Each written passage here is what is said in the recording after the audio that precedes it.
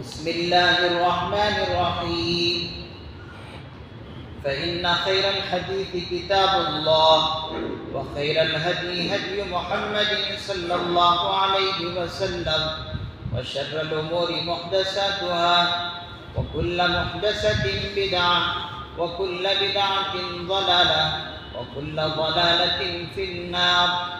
عن عائشة رضي الله عنها قالت قال رسول الله صلى الله عليه وسلم أعلنوا هذا النكاح وجعلوه في المساجد واضربوا عليه بالدفوف. رواه الترمذي.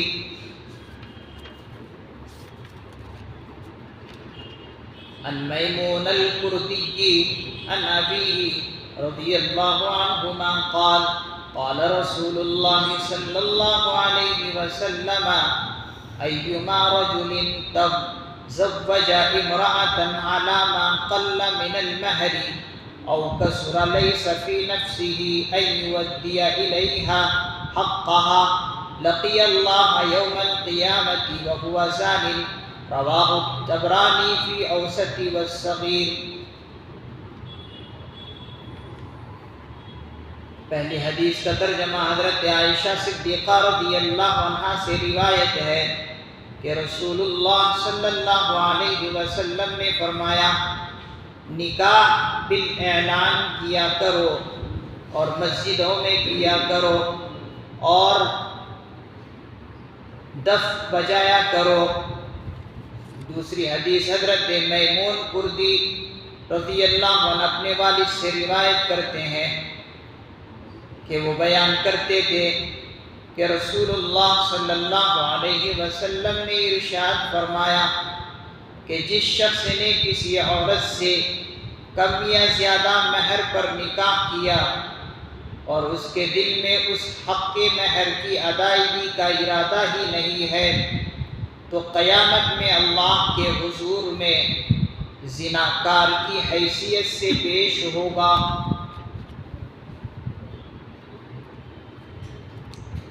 دو حدیثیں تلاوت کی گئی ہے باب النکاح سے. ہم نے پچھلے درس میں پڑھا تھا، پچھلے درس حدیث کے کلاس میں یہ پڑھا تھا کہ زمانے جاہلیت میں حضور کے نبی بننے سے پہلے نکاح کے بہت عجیب و غریب قسم کے طریقے رائج تھے اور صرف ایک طریقہ شریفانہ طریقہ تھا جو کہ اس زمانے میں بھی اس کو بہتر سمجھا گیا اور اسی طریقے کو حضور نے بھی جاری اور ساری رکھا. وہ چاروں طریقے پچھلے درس میں آ چکے تھے. تو جو طریقہ پہلے اچھا سمجھا گیا اسی طریقے کو اللہ کے پیارے نبی صلی اللہ علیہ وسلم نے جاری اور ساری رکھا. اسی نکاح کے اسی طریقے کے متعلق فرما رہے ہیں جو حضور کے زمانے سے پہلے بہتر سمجھا جاتا تھا، شریفانہ طریقہ سمجھا جاتا تھا. جیسے آج بھی وہی طریقہ رائج ہے کہ لڑکے کی طرف سے لڑکے کے گھر والے لڑکی کے یہاں جاتے ہیں اور لڑکی کے ذمہ داروں سے سرپرستوں سے بات کرتے ہیں. اگر ان کو رشتہ سمجھ میں آتا ہے تو ہاں کر لیتے ہیں اور اگر نہیں سمجھ میں آتا تو نہ کرتے ہیں. یہ پہلے شریفانہ طریقہ تھا اور آج بھی وہی طریقہ رائج ہے. اسی نکاح کے تعلق سے حضور علیہ السلام فرما رہے ہیں کہ جب بھی نکاح تم کرو تو فرمایا کہ مسجد کے اندر نکاح کرو. وَجَعَلُوهُ فِي الْمَسَاجِدِ، مسجد کے اندر نکاح کرو، نکاح کی تقریب رکھو. اور یہ نکاح مسجد میں رکھنے سے کیا ہوتا ہے؟ محدثی نظام فرماتے ہیں کہ مسجد کے اندر نکاح کے رکھنے کی وجہ سے اس نکاح کے اندر خیر و برکت نازل ہوتی ہے اور اس کے بہت سارے فوائد بھی ہیں. اس کے لیے جو ہے انسان کو محنت اور مشقت بھی نہیں کرنی پڑتی کہ گواہوں کو بلایا جائے. گواہ اگر آپ کو چاہیے تو فوراً مسجد میں 2 گواہ آپ لے سکتے ہیں. ایک لڑکی کی طرف سے گواہ ہو جائے اور ایک لڑکے کی طرف سے گواہ ہو جائے. تو 2 گواہوں کا نکاح کے اندر ہونا ضروری ہے. اور مسجد میں سب کے سب جمع ہیں، اس کے لیے ڈھونڈنا بھی نہیں پڑے گا، مشقت بھی نہیں برداشت کرنی پڑے گی، وہیں کے وہیں سب کے سب مل جائے. تو یہ کتنی آسانی ہے، گواہ بھی ڈھونڈنے نہیں پڑیں گے. اور مسجد اس لیے بھی ہے کہ مجمع جمع ہوتا ہے مسجد کے اندر، اور حضور نے فرمایا کہ نکاح کو اعلان کر کے کرو. تو اعلان کا بھی یہیں پر فائدہ مل گیا، سارے کے سارے لوگ یہاں پر جمع ہیں، اعلان کا اعلان بھی ہو گیا، عبادت کی عبادت بھی ہو گئی. اسی لیے فرمایا کہ مسجد کے اندر نکاح کرو، نکاح کی تقریب رکھو، اور ساری برکتیں اور خیر جو ہے اس نکاح کے اندر حاصل کرو. لیکن افسوس کا مقام یہ ہے کہ نکاح کو ہم نے عبادت نہیں سمجھا، جبکہ نکاح عبادت ہے. اب مجھے ذرا یہ بتائیے کہ جب کوئی انسان عبادت کرتا ہے تو عبادت کے اندر کیا وہ عبادت سے باہر کے کام کر سکتا ہے؟ مثال کے طور پر نمازی پڑھ رہا ہے تو نماز کے اندر وہ باہر کا کوئی کام نہیں کر سکتا، اس لیے کہ نماز عبادت ہے. تو عبادت کو خشوع خضوع کے ساتھ انسان انجام دیتا ہے. تو اس نکاح کو اللہ کے پیارے نبی نے عبادت بتایا. اب عبادت جب انسان کرے تو پھر عبادت کو عبادت کے طریقے پر کرے. لیکن ہم کیا کر رہے ہیں نکاح میں؟ ایک تو پہلی بات، ہم نکاح کو عبادت ہی نہیں سمجھتے. اگر عبادت سمجھتے تو آج یہ درگت نہیں ہوتی جو آج ہم اپنے معاشرے میں دیکھ رہے ہیں. اللہ بچائے، ہم نے اس نکاح کا ایسا مذاق اڑایا کہ غیروں کے سارے طریقے ہم نے جو ہے اپنے نکاح کے اندر لے. ڈھول بجانا بالکل عام ہو گیا، نکاحوں کے اندر ناچ گانا عام ہو گیا، اور حد تو یہاں تک ہے، انتہا یہاں تک پہنچی کہ لوگ جو ہیں کچھ نعتیہ اشعار رکھ کر جو ہے ڈھول بجاتے ہیں اور مزامیر اور طرح طرح کے گانے اس کے اندر فٹ کر دیتے ہیں. تو ایک تو عبادت کا مذاق بھی ہوا، اور ساتھ ہی ساتھ اللہ کے پیارے نبی صلی اللہ علیہ وسلم کی سنت اور سارے نبیوں کی سنت کے ساتھ ہم نے یہ ایسا مذاق اڑایا کہ اس عبادت کا ہم نے جنازہ نکال دیا. تو ہمیں جو ہے چاہیے کہ ہم اپنے بچوں کا بھی نکاح شریعت اور سنت کے مطابق کریں، اور نکاح کے اندر جو اللہ کے پیارے نبی صلی اللہ علیہ وسلم نے برکتوں کے بارے میں فرمائے ہیں، ان برکتوں کے حصول کے لیے ہم پوری کوشش کریں. دوسری چیز ہے نکاح کے اندر مہر کا رکھنا. جو دوسری حدیث پڑھی گئی ہے وہ معجم اوسط اور معجم صغیر کے اندر ہے کہ اللہ کے پیارے نبی صلی اللہ علیہ وسلم نے فرمایا کہ نکاح کے اندر مہر بھی رکھو، اور مہر ادا کرنے کی نیت سے مہر رکھو. اب انسان مہر جو رکھ سکتا ہے وہ اپنی حیثیت کے مطابق، ہر کوئی شادی کرنے والا جو شادی کرتا ہے اپنی اپنی حیثیت ہے، طاقت ہے. تو جس حیثیت کا انسان ہے اسی حیثیت سے مہر رکھ سکتا ہے. اس کے اندر اللہ کے پیارے نبی صلی اللہ علیہ وسلم نے متعین نہیں کیا کہ اتنا ہی مہر ہو. یہ تو ہمارے لیے کتنی آسانی ہے کہ اپنے اوپر چھوڑا کہ جتنی حیثیت ہے اتنا ہی مہر رکھو، لیکن جتنا بھی رکھو وہ دینے کی نیت سے. حضور علیہ السلام نے اس حدیث کے اندر فرمایا کہ جو شخص مہر رکھتا ہے لیکن دینے کی نیت بالکل ہے نہیں، تو ایسے شخص کے بارے میں اللہ کے پیارے نبی صلی اللہ علیہ وسلم نے وعید بیان فرمائی کہ یہ شخص کل قیامت کے دن اللہ کے حضور میں زانی بن کر پیش ہوگا.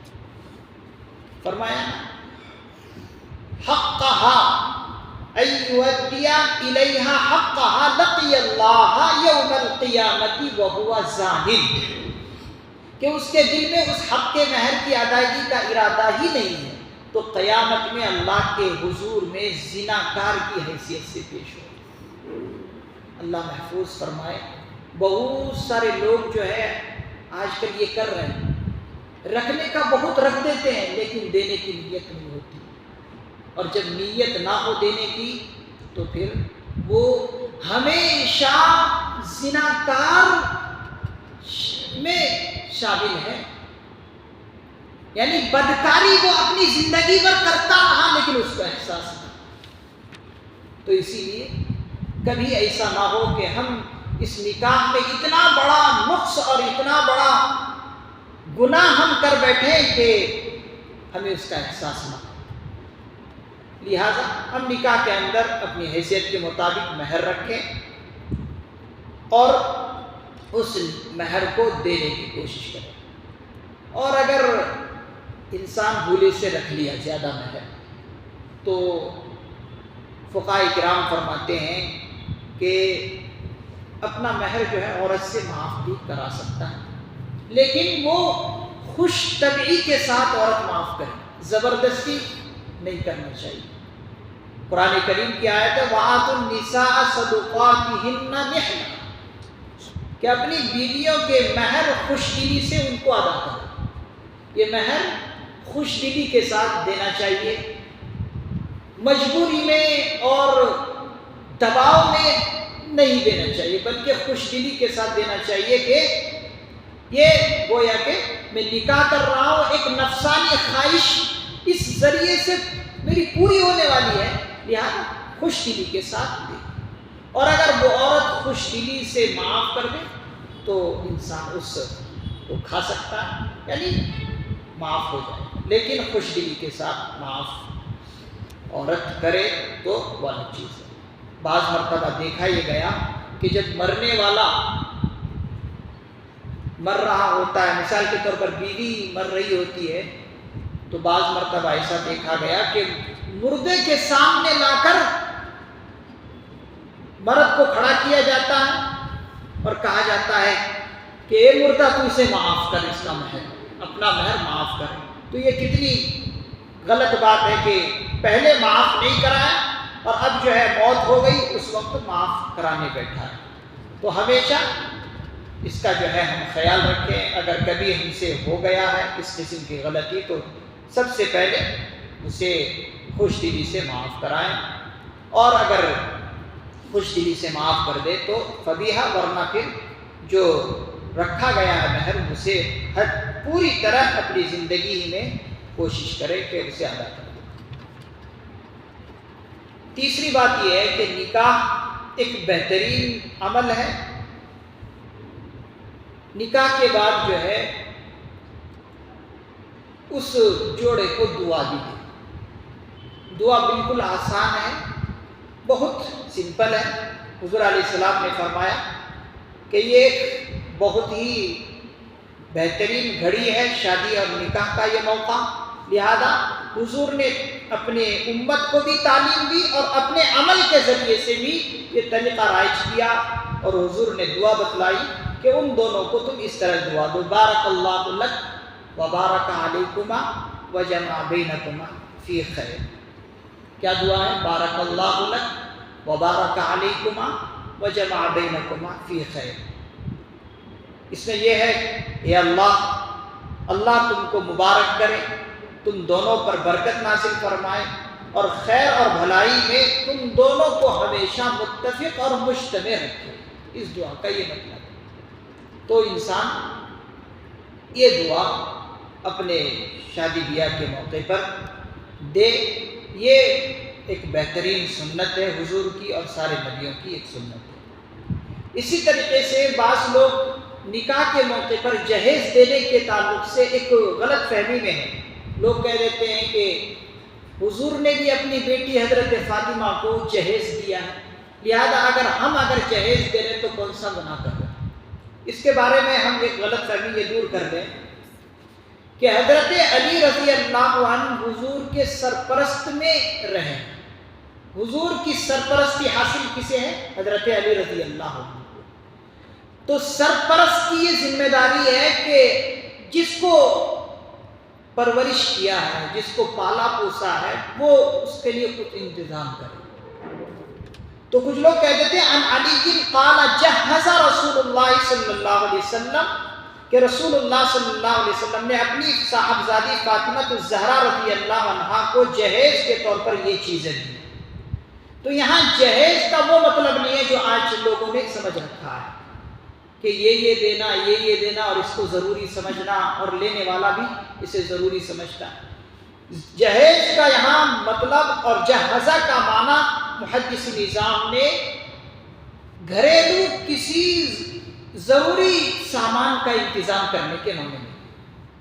اب انتظام جو حضور نے حضرت علی کے لیے کیے، خود حضرت پیغمبر صلی اللہ علیہ وسلم نے اپنے پیسوں سے انتظام نہیں کیا تھا حضرت علی کے لیے، بلکہ محدث نظام فرماتے انہی کے پیسوں سے حضور نے فلاں فلاں چیز لینے کی درخواست کی کہ اے میرے علی، اس کو جو ہے ان پیسوں کو فلاں فلاں چیز جو ضروری ہے وہ لے لے۔ جیسے کہ چیزیں بتلائی گئی ہے، ایک پلو دار چادر، ایک مشکیزہ اور ایک تکیہ جس میں اذکر گھاس بھری ہوئی تھی۔ تو محدث نظام اس کے بارے میں فرما رہے ہیں کہ انہی کے پیسے تھے، حضرت علی رضی اللہ عنہ کے ہی پیسے تھے، انہی کے پیسوں سے حضور نے اپنے سرپرست ہونے کے تحت، یا جیسے باپ اپنے بیٹے کے لیے انتظام کرتا، اسی ماتحت میں حضور نے انہی کے پیسوں سے ان چیزوں کا انتظام کیا۔ لوگوں نے اس کو غلط سمجھ لیا کہ حضور نے اپنی بیٹی کو جہیز دیے، تو یہ بہت غلط بات ہے، بلکہ انہی کے پیسے تھے اور انہی کے پیسوں سے ہی حضور نے ان کے گھر کے لیے یہ چیزیں لینے کی درخواست کی۔ لہٰذا ہمیں جو ہے اس غلط فہمی میں نہیں رہنا چاہیے کہ فلاں چیز دینا ہی دینا ہے۔ ہر کوئی باپ جو ہے اپنی بیٹی کو خوشی خوشی بہت ساری چیزیں دیتا ہے، تو خوشی میں دینا الگ چیز ہے، اور مانگ کر فقیر بن کر لینا یہ بہت غلط بات ہے۔ آج کل انٹرنیشنل فقیر بن گئے ہیں، ایسے فقیر تو بہت اچھے ہیں جو مانگ کے کھا رہے ہیں، یہ لوگ انٹرنیشنل فقیر بن کے جو ہے لوگوں سے بھیک مانگ کے کھا رہے ہیں، اور اس حوا کی بیٹی کا بہت ہی کھلواڑ کر رہے ہیں۔ اتنے مانگتے ہیں نعوذ باللہ، اگر اس حوا کی بیٹی کا اگر قیمت لگایا جائے تو اتنی قیمت نہیں بنیں گے جتنا آج پیسے مانگتے ہیں۔ تو اللہ تعالیٰ ہمیں بچائے، ہم جو ہے اپنے بچوں کا بھی سادگی کے ساتھ نکاح کریں، اور اسی طریقے سے جن کو ہم بہو بنانے والے ہوں اللہ تعالیٰ ہمیں جو ہے ان پر زور و زبردستی کرنے سے بھی محفوظ فرمائے کہ کہیں قیامت کے دن اللہ تعالیٰ کے یہاں ہماری پکڑ ہو جائے۔ اللہ تعالیٰ سے دعا، اللہ تعالیٰ ان احادیث مبارکہ پر ہمیں عمل کرنے کی توفیق نصیب فرمائے، آمین۔ سبحان اللہ و